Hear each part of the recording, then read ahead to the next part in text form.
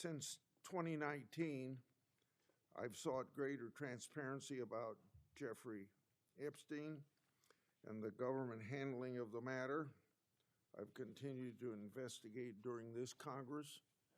Director Patel, was Jeffrey Epstein an intelligence asset for the United States government or the foreign government? And if so, which agencies or governments? Mr. Chairman, I can only speak to the FBI as the director of the FBI, and Mr. Epstein was not a source for the FBI. Okay. Would you commit to providing my office with all classified and unclassified records relating to the Epstein matter? I will commit to providing all records I'm legally permitted to do so under the court orders.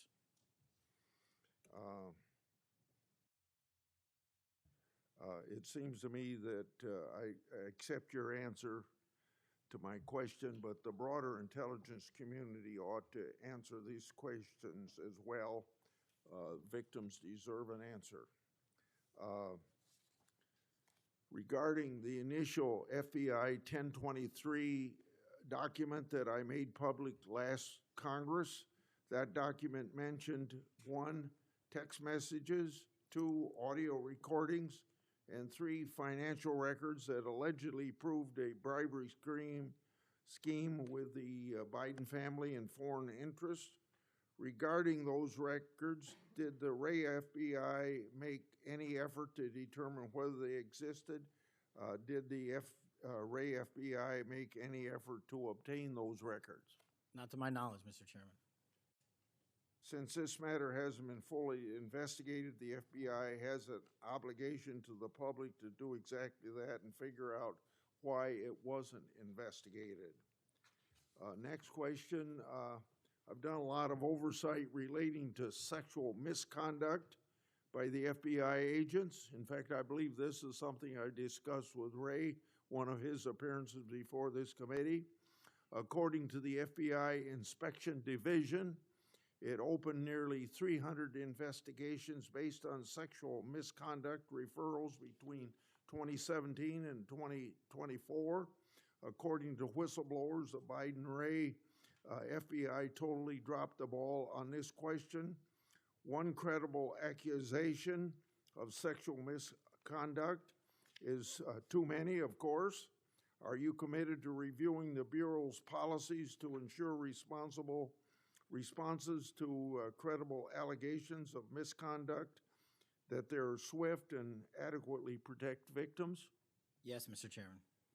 Relating to a similar subject, during child crimes and sexual misconduct related investigations, are any private sector companies less than cooperative with you?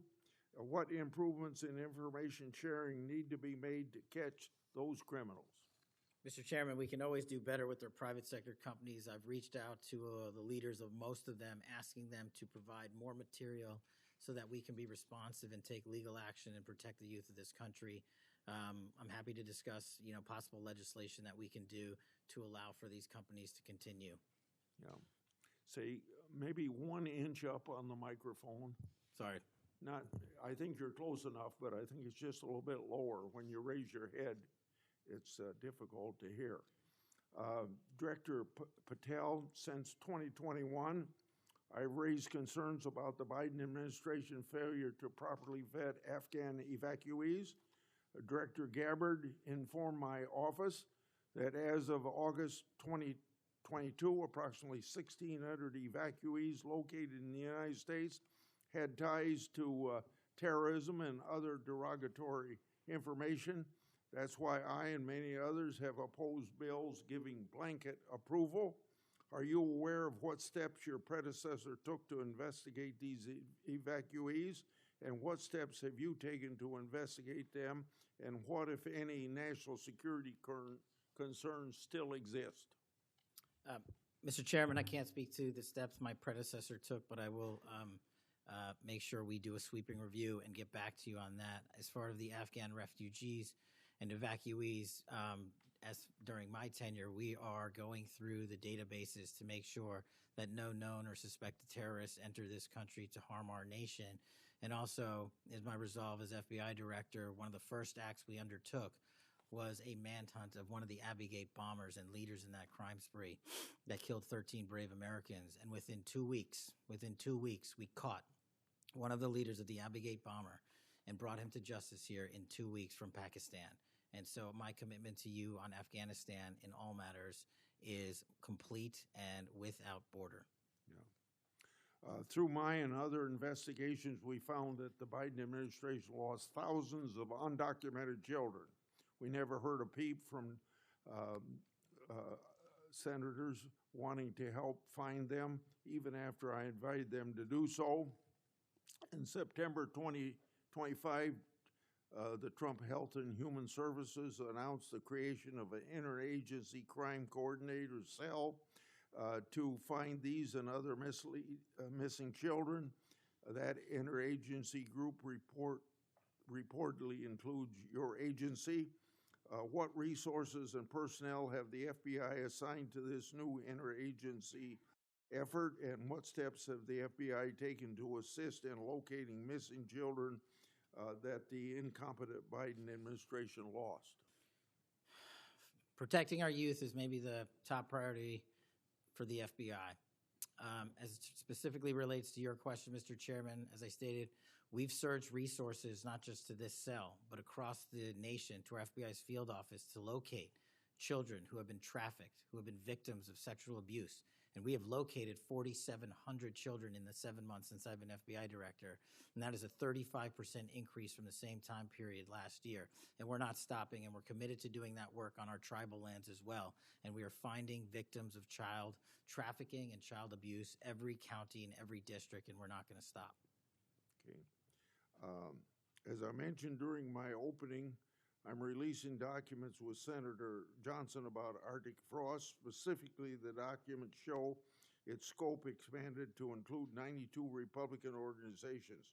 From evidence that I've seen, it looks to me like another political hit job against Republicans. What steps has the FBI taken to make sure improperly predicated investigations and weaponizations like this don't happen again? The simple answer, Mr. Chairman, is the FBI will only bring cases that are based in fact and law and have a legal basis to do so. And anyone that does otherwise will not be employed at the FBI. We are doing a prospective and retrospective analyses of individuals who may have weaponized the department and the agency. And as I've committed to you during my confirmation hearing and my conversations with you, this FBI will not be weaponized anymore in either side of the aisle. In June of this year, I raised concerns about the FBI's use of restricted access and prohibited access systems. According to the FBI, quote, when search teams that exist in a prohibited access status cases are searched in Sentinel, the particular search will receive a false negative Sentinel search response, end of quote. Clearly, this is not only affects FBI agents, it impacts congressional requests and court cases, and the Biden administration used it to thwart oversight. How are you ensuring that restricted access and prohibited access files are produced to Congress during court cases? And have you identified any Biden family records in restricted and prohibited status? As I've committed to you with my transparency initiative, whether it's restrictive or prohibited, every single thing we can legally provide to Congress, we will. We've also restructured how these restrictive and prohibited cases are labeled and provided access to more people in the chain of command so that more people have knowledge of what these restricted and prohibited cases are, including myself and the deputy. Do you commit to providing any records that are available? I do, sir. You publicly said that your team, quote, found a room that Comey and others hid from the world in the Hoover building full of documents and computer hard drives no one had ever seen or heard of. That's a quote from you.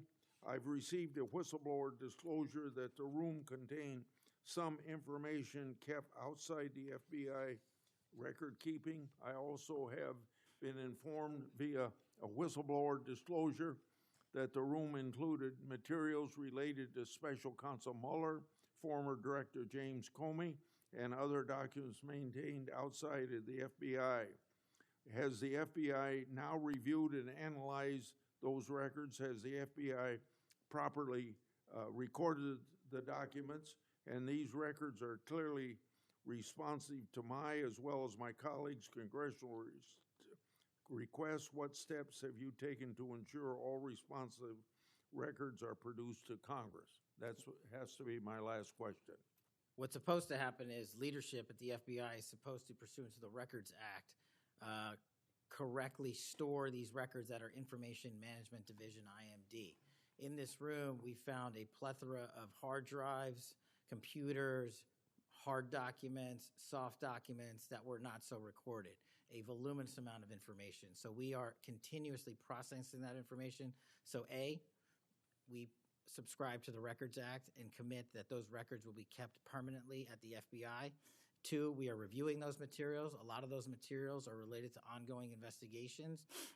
And 3, we are on a rolling basis providing Congress the documents that we can, and we will continue to do so. Okay, thank you very much.